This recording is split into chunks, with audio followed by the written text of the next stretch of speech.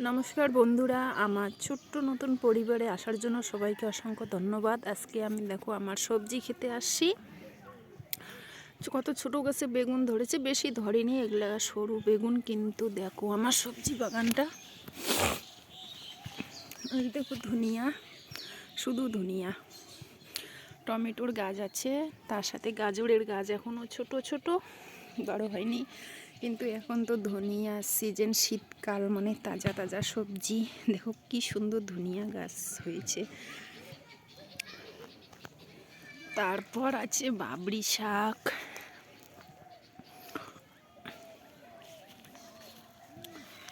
তারপর পালন।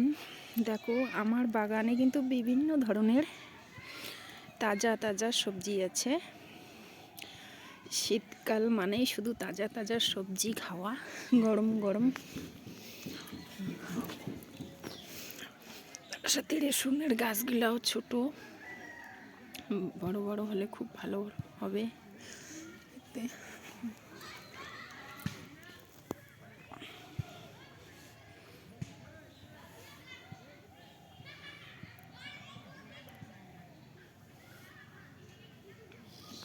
সাথে আছে লাপা শাক, কি সুন্দর হয়েছে।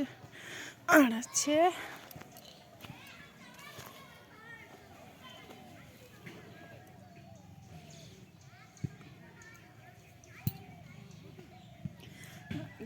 আছে দেখো মটরশুঁটি গাছ, খুব ছোট ছোট।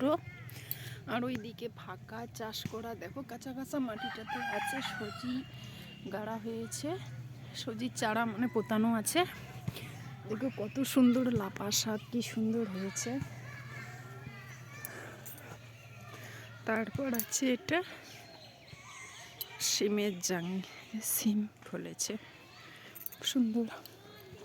এইখানে এই কাঁচা মাটিটাতে আরও কিছু গাড়ার প্ল্যান আছে, তার জন্য জোগাড় করে রেখে দিয়েছি। এখানে লাউয়ের গাছও আছে। দেখো আজকে কুয়াশা, রোদ একদম নেই, সারাদিন এরকম সূর্যর দেখা মেলেনি।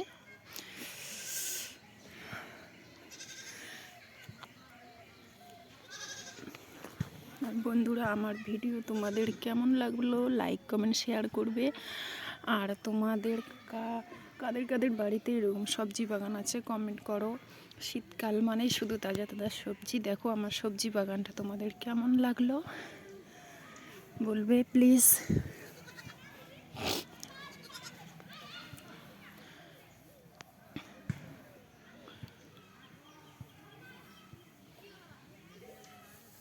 দেখো সবজি বাগানটা আমার একটা ছাগল খাচ্ছে।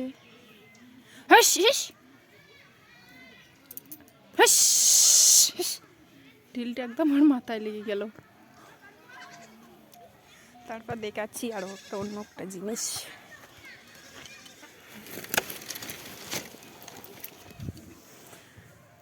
দেখো গোবরের খড়ি, এগুলো দিয়ে আমি রান্না করি, রোদ নেই বলে শুকায়নি, সব ভেজা।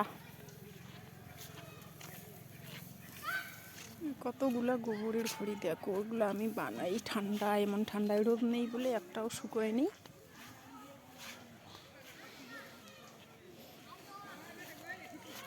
দেখো আমার ভিডিওটা তোমাদের কেমন লাগলো প্লিজ সবাই দেখবে, যারা যারা আমার ভিডিও দেখবে তাদেরকে অসংখ্য ধন্যবাদ।